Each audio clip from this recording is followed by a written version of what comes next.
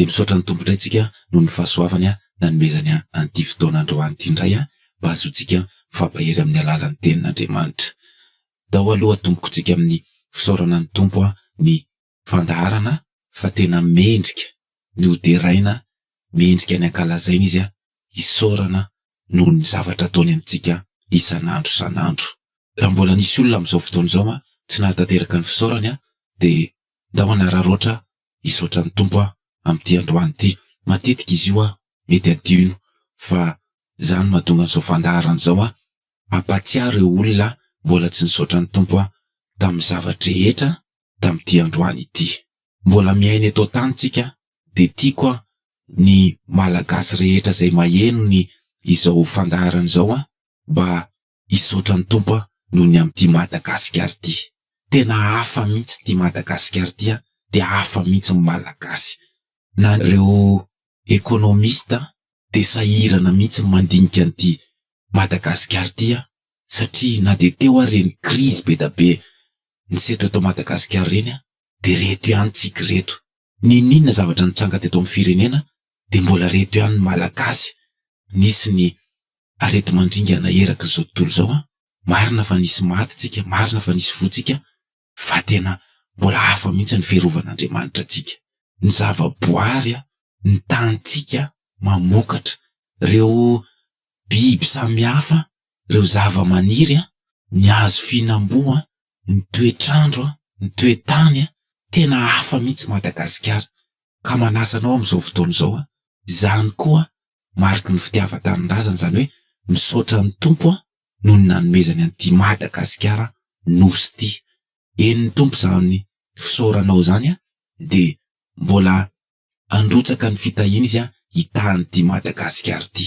Misy ny zavatra ratsy ny insécurité ny accident isanandro ny aretina, misy zavatra be da be eto Madagasikara fa rehefa tena jerena amin'ny akapobeny tena mbola hafa mihitsy miohatra amin'izao tontolo izao ity Madagasikara ity. Ka dao aneo fitiavan-tanindrazana amin'ny fisaorana an'Andriamanitra amin'ity nosy malalatsika ity mba ho kasihany foana, mba ho eto amintsika foana ny tanany mandra-patongany. Misaotra anao ihany koa, tena misaotra anao mihitsy, makasitraka anao ny ekipa rehetra noho ny fahafoizanao an'izao fandaharana izao, ary mitondra ny arahaba sy firaritsoa zahay mba ho aminao ny fiadanan'ny tompo, ho ao aminao sy ny tokantranonao de ho feno fifaliana sy hery mba hoentinao miatrika ny segondra rehetra izay mbola omen'ny tompo anao.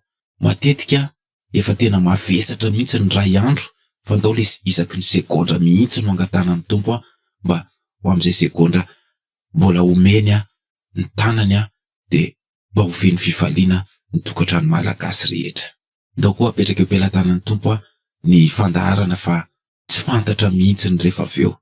Ampio aray ivavaka mba isian'ny fanatrehan'ny tompo amin'izao fandaharana izao. Misaotra betsaka Jesosy noho ny tamin'ity androany ity indray.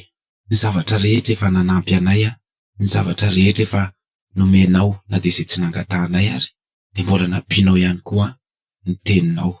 Miondrika izay Jesosy, mikohoka izay Jesosy, mitera sy mankalaza manome voninahitra anao izay mitondra ny fisaorana, ny haja ambony indrindra ho anao rery. Misaotra Jesosy, makasitraka noho ny amin'ity androany ity indray. Tompo, retondray zahay amin'izao fotoana izao, mifanao fotoana mba hifampahery amin'ny samy malagasy amin'ny alalan'ny teninao, ka mangataka ny fanatrehanao zahay. Tompo, tena tsy mahavita na inona na inona. Misy fotoana izay mandeha fitsotra amin'izao fotsiny fa tsy makaiza, fa tena mila ny herinao zay, tena tsapanay hoe tena olombelona izay tsy makaiza mihitsy, fa mila ny tananao ho amin'izao fandaharana izao. Tompo, manatrehanay hatramin'ny voalohany ka hatramin'ny farany, arovo zahay fa be da be ny sakatsaka nataon'ny devoly mba tsy azonay mifampahery amin'ny alalan'ny teninao. Matoky zahay satria manana an'ilay petraka eo an-tanana ankavanan'Andriamanitra, ilay miazona ny fiainanay isanandro isanandro, ilay mitarika ny fiainanay isanandro isanandro, ilay mifona ho anay isanandro isanandro, ilay mitahanay sy miaro anay.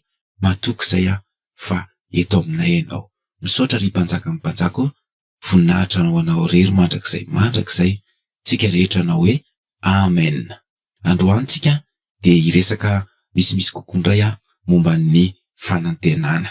Ny fanantenana de tsy misaraka tamin'ny fitiavana sy ny finoana, fa androany tsika de hijery manokana momba ny fanantenana. Ao amin'ny Romanina 8:17 no mamaritra ny atao hoe fanantenana. Ovakiko aminao amin'ny anaran'i Jesosy. Fa ny fanantenana no namonjena antsika, nefa ny fanantenana hita de tsy mba fanantenana intsony, fa ahoana no mbola anantenan'ny olona izay efa hitany. Izay no amaritan'ny Baiboly ny momba ny fanantenana. Ny fanantenana ozy namonjena antsika, nefa ny fanantenana hita de tsy mba fanantenana intsony. Ny olona hovonjena zany de olona manana fanantenana. Le fanantenana de mbola tsy hita. Ahoana no anantenana zavatra efa hita?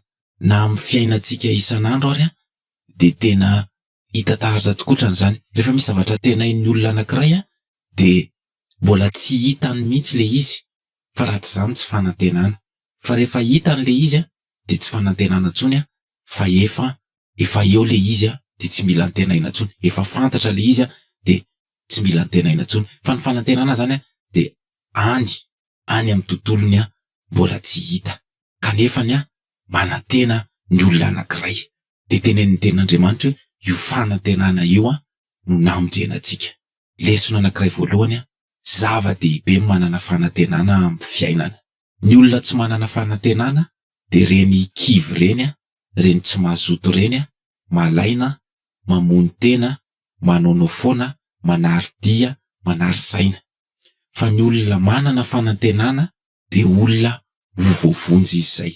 Ka mipetraka sady mifanontaniana ety am-boalohany hoe misy olona ve miaina amin'izao fotoana izao manana fanantenana ve ianao? Raha eny ny valiny de olom-bovonjy ianao zany, satria ozy ny tenin'Andriamanitra hoe fa ny fanantenana namonjena antsika. Raha ohatra tsy ny valiny tonga ny tenin'Andriamanitra dia araba soa araba tsara, amolavolanao ny tenin'Andriamanitra amin'ity androany ity, anananao an'izany fanantenana zany mba amonjenanao indray. Amin'ny ankapobeny izay no amaritan'ny Baiboly ny fanantenana, fa io fanantenana io de tsara ho fantatra ihany koa fa fanomezana avy amin'Andriamanitra. Ao amin'ny Galatiana 5:5 amin'ny anaran'i Jesosy. Fa isika amin'ny alalan'ny fanahy no andraisantsika ny fanantenan'ny fahamarinana amin'ny finoana. Avy amin'Andriamanitra ny fanantenana. Ny dikan'izany de hoe mila angatana ny fanantenana, fa tsy tonga de azo fotsiny ao. Andriamanitra koa manome izay tiany omena izany fanantenana izany. Ho an'ny olona mangetaheta, ho an'ny olona matahotra azy de omeny fanantenana ny olona anankiray. Ny fanantenana tsy azo resana fotsiny amin'izao fa ny fanantenana tsy maintsy miaraka foana amin'le hoe famonjena. Izay no antenaitsika izay famonjena izay. Mbola hivelatra bebe kokoa isika amin'ny tapany faharoa, fa ny tiana ho lazaina amin'izao voalohan'izao aloha de hoe avy amin'Andriamanitra ny fanantenana. Tsy misy olona tonga de manantena ho azy amin'izao fotsiny raha tsy omen'Andriamanitra ny fanantenana. Romanina 5:17 amin'ny anaran'i Jesosy. Koa ny Andriamanitra ny fanantenana hameno anareo ny fifaliana sy ny fiadanana rehetra amin'ny finoana, mba hitombo anareo amin'ny fanantenana noho ny herin'ny fanahy masina. Tenin'Andriamanitra anankiray koa manambara fa Andriamanitra ny fanantenana hameno anareo ozy. Ny dikazay ho fenoana zay de Andriamanitra mihitsy no hameno ny olona anankiray fanantenana rehefa zanak'Andriamanitra io olona io, noho ny herin'ny fanahy masina. Ny fanahy masina de tsy mipetraka ao anatin'ny mpanota. De ny fanantenana zany, le fanantenana avy amin'Andriamanitra amin'ny herin'ny fanahy masina no azahoana azy, de tsy mahazo ny fanantenana avy amin'Andriamanitra mihitsy ny olona anankiray raha tsy madio itoeran'ny fanahy masina. Raha ohatra zany misy olona anankiray manana fanantenana, de mety fanantenana pokaty no ananany satria manantena ity zao tontolo zao ity. Ny fanantenan'ny olombelona rehetra de nandiso fanantenana daholo. Raha nametraka fitokisana tamin'ny olona, raha mba nanantena olona, raha mba nanantena zavatra, raha mba nanantena zavatra eto ambonin'ny tany de pokaty le fanantenana satria simba le izy mety mivadika ny olona, mety tsy tanteraky ny olona le izy de lasa any amin'ny fahadisom-panantenana de miteraka korotana eo amin'ny tokantrano fiarahamonina, ny toeram-piasana. Fa androany tsika hianatra hoe le fanantenana avy amin'Andriamanitra mihitsy no angatahana. Izany no andresen'ny tenin'Andriamanitra lahatra anao aloha amin'izao fotoana izao hoe avy amin'Andriamanitra ny fanantenana. Ao amin'ny Tesalonianina 2:2-5 de mbola misy tenin'Andriamanitra manao hoe ary Jesosy Kristy tompontsika sy Andriamanitra sady raintsika izay efa tiantsika ka nanome antsika fampiononana mandrakizay sy fanantenana tsara amin'ny fahasoavana. Tenin'Andriamanitra anankiray koa zany mbola manipika mihitsy hoe ka nanome antsika fampiononana mandrakizay sy fanantenana tsara amin'ny fahasoavana. Andininy anankitelo omeny tenin'Andriamanitra androany fa avy amin'Andriamanitra ny fanantenana, de manasa anao ny tenin'Andriamanitra amin'ity androany ity. Marina fa eto ambonin'ny tantsika mety mampanantena zavatra ny olona, ianao koa mety nampanantena olona, mety tsy tanteraka zany de tokony hijanona hatreo. Fa ndao hikatsaka, ndao hangataka amin'Andriamanitra lay fanantenana avy aminy. Ahoana ary no atao mba afaka mianantena itsika?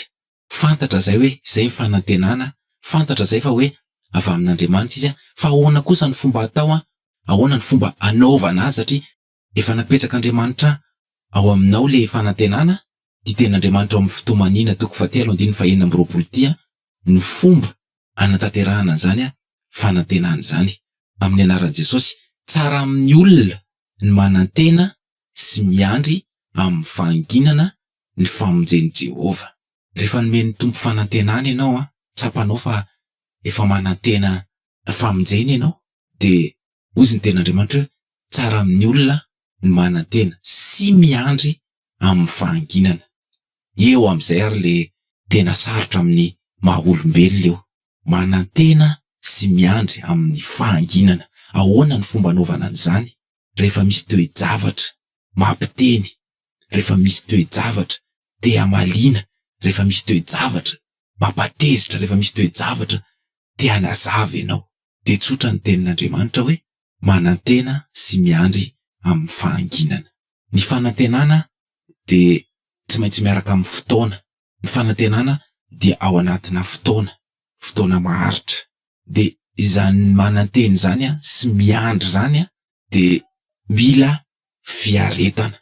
Tsy afaka ny teny mihitsy zany hoe manantena raha tsy hoe miaritra. Tsisy hoe manantena de vita fotsiny am'izao teny efa manantena, fa noho izay fotoana mipetraka zay de tsy maintsy miaritra ny olona anankiray, tsy maintsy miandry ny olona anankiray. Ary le fiaretana de fahanginana. Na inona zany no miseho de tsara hozy ny tenin'Andriamanitra mangina eo ampendrasana an'izany. Mangina eo ampendrasana an'le zavatra antenainao. Lesona faharoa, mianatra ny mangina. Mangataka ny fanahin'ny fanetretena, mangataka ny herin'Andriamanitra mba hampikombona ny divavy tia eo anatrehan'ny zavatra na toe-javatra mahatonga ny olona anankiray te hamaly. Izay ny teneniko teo hoe efa napendrak'Andriamanitra ao anatin'ny olona anankiray fanantenana, fa mila ihany koa mangina eo ampendrasana izay zavatra antenainy izay. Atombohy dieny ary zany hoe mangina zany. Atombohy dieny ary zany hoe miandry ampahanginana izay. Mety tsy hoay izao zany, mety tsy hoay rapitso zany, mety mbola tsy hoay afaka ray volana zany, fa tonga ny tenin'Andriamanitra amin'izao fotoana izao mampirisika antsika rehetrarehetra hoe miandry amin'ny fahanginana. Satria io fanantenana io de mitondra fahasambarana. Na de miafy ary na de misy fiaretana ary ao de misy fahasambarana ho anao rery, tsapanao rery ao anatin'izany hoe fanantenana izany. Titos 2:2-7 amin'ny anaran'i Jesosy. Miandry ny fanantenana mahasambatra sy ny fisehoan'ny voninahitr'Andriamanitra lehibe sy Jesosy Kristy mpamonjy atsika. Ozy ny ten'Andriamanitra hoe miandry ny fanantenana mahasambatra. Ny olona manana fanantenana avy amin'Andriamanitra dia sambatra.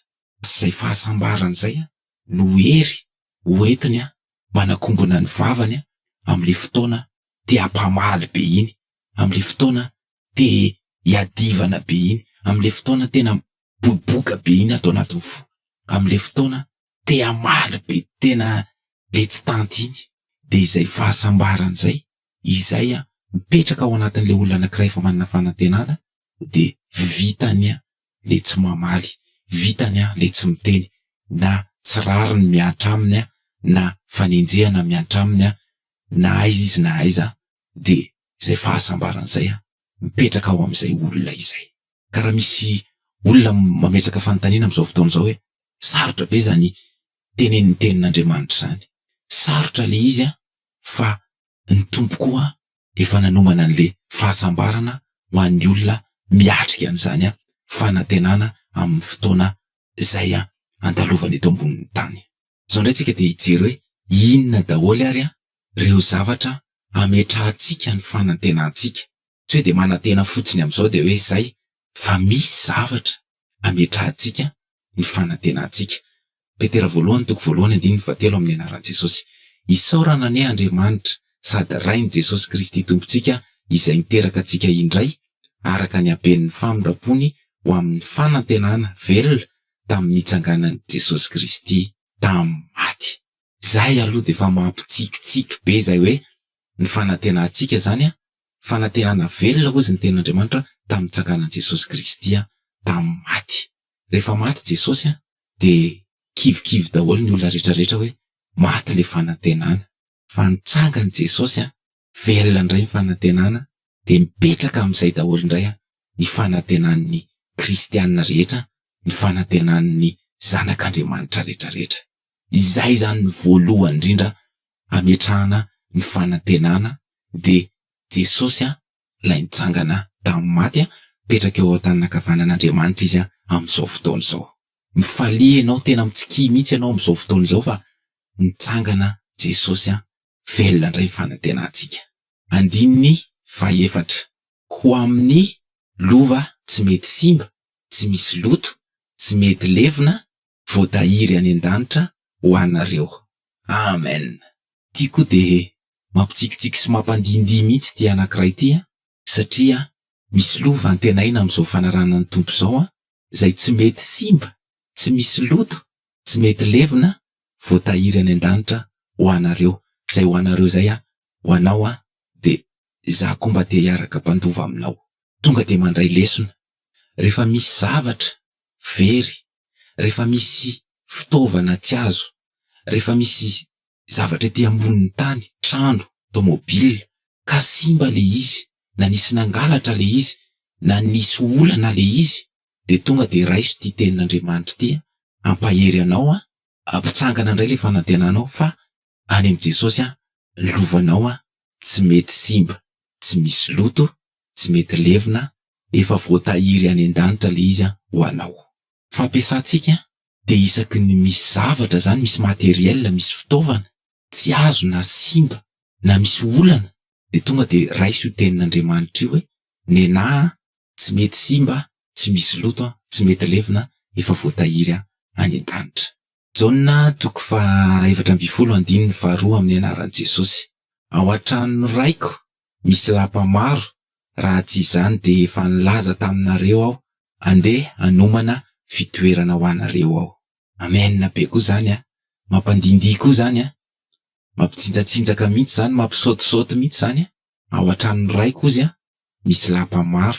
Inona ny tranonao amin'izao fotoana izao? Trano tsotra fotsiny ve sa lapa? Ny atao hoe lapa mantsy dia tena reny le palais reny le trano ngeda be, le tena confort, tena mamiratra reny. Mety vitsivitsy ny manana an'izany eto Madagasikara, mety vitsivitsy ny malagasy manana an'izany.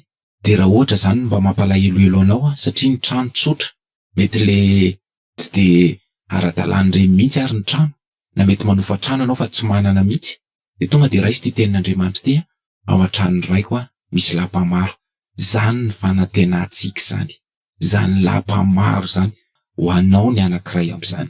Ka raha ohatra hoe misy olana ny trano, raha mbola tsy azo le izy na tsy manana, de mampikoainsikoainsa, mampakivikivy de tonga de raisy ty tenin'Andriamanitra ty hoe ao an-trano ray koa misy lapa maro. Jaona 7:24 amin'ny anaran'i Jesosy. Raha io tiako mba ho any amiko am'izay misy ahy koa ireo zay nomenao ahy, mba hahita ny voninahitro nomenao ahy izy, fa efa ty ahy ianao talohan'ny fanorenana izao tontolo izao. Mipetraka eo ambonin'izany koa ny fanantenantsika mba hahita ny voninahitr'Andriamanitra any an-danitra. Rehefa misy manao tsinitsininy ianao rehefa tsapanao ny tenanao fa tena hoe voailikilika, rehefa tsapanao ny tenanao hoe tsy manam-boninahitra, de apetrao eto ambonin'ity koa ny fanantenanao. Jesosy mihitsy niteny tamin'Andriamanitra hoe tiako mba ho any amiko am'izay misy ahy koa ireo zay nomenao ahy. Ianao anie any Jesosy de hoentiny any aminazy ianao ahitan'izany voninahiny zany. Tsy maintsy miasa, tsy maintsy mianatra, tsy maintsy miaina eto ambonin'ny tany fa mba ataovy any anatin'ny jardin secret anao any ny fifalianao de izao tenen'ny tenin'Andriamanitra zao hoe Jesosy efa nitsangana tamin'ny maty izy efa nanomana lapa be da be any an-danitra, de mbola hoentiny ihany koa any am'ilay lova tsy mety simba, tsy misy loto, tsy mety levona ny fanantenanao. Fa hitanao fa ho sambatra ianao. Tena ozy ianao hoe tena sambatra marina, ianao ny hiteny an'izany hoe tena sambatra zany ary hitanao fa ohatrany manidinidina fotsiny ianao rehefa mandeha misosasosa ho azy ny fiainanao, satria sambatra ianao. Le fanantenanao efa mitombona tsara am'ireo zavatra nampanantenain'i Jesosy reo de ho tsapanao zany tena hoe fahasambarana zany. Fa araka ny voasoratra hoe izay tsy mbola hitan'ny maso ary zay mbola tsy ren'ny sofina na niditra tao amponin'ny olona no zavatra izay nomanin'Andriamanitra ho an'izay tia azy. Tena hoe raha zavatra efa hitanao zany na ren'ny sofinao na efa mba niririan'ny fonao de tsy izay mihitsy fa zavatra afaka ohatr'izay mihitsy no nomanin'Andriamanitra ho an'izay tia azy.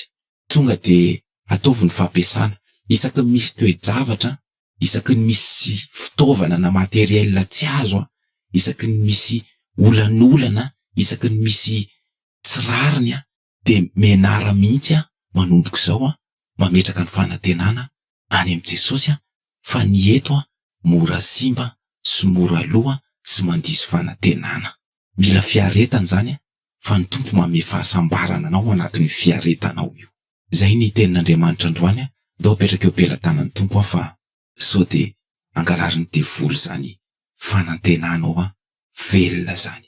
Misaotra Jesosy ny teninao, velona indray fanantenanay.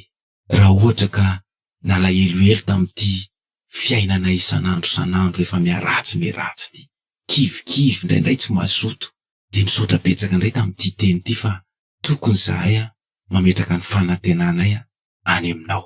Jesosy arotsay amin'ny tsirairay avy mangetaeta n'izany fanantenana zany ny fanantenanao avy aminao am'izao fotoana izao. Soloy ny fanantenanao ny fanantenanam-pokatinay eto am'ty tany ity. Impiry moa zahay no nanantena olona, impiry moa zahay no niankina tamin'ny materiel na ny fitaovana, ny trano sy ny tomobily sy ny zavatra mba nanananay. Simby reny nisy nangalatra reny very reny de diso fanantenana zay. Tompo androany zay nianatra momba ny fanantenana avy aminao, mangataka mihitsy am'izao fotoana izao. Tompo arotsay le fanantenana, apetrao anatin'ny fon'ny olona tsirairay avy izay mangetaeta am'izao fotoana izao zany fanantenanao zany. Le tananao mihitsy no ametraka azy ao de tsy hisy andrombaka intsony. Fa mila n'izany fanantenana zany zay am'izao fotoana izao mba hifampaherezanay tompo satria ny eto efa tsy hisy antenaina intsony. Misaotra betsaka noho ny amin'ny teninao, misaotra betsaka niaraka taminay teto hatramin'ny voalohany ka hatramin'ny farany, apetraka eo am-pelantananao no avy ary terainay mandrakizay ny anaranao, ny voninahitra ao anao rery ihany. Misaotra tompo, tsika rehetra anao hoe amen. Mankasitraka anao tanteraka tsy niova radio ary mirary anao mba hiazona an'izany fanantenana avy amin'Andriamanitra zany zay efa apetraky ny tompo ao aminao. Manao mandra-piaona zay fa manan-tena ny mbola hifankahita ary tandremo fa efa akaiky Jesosy.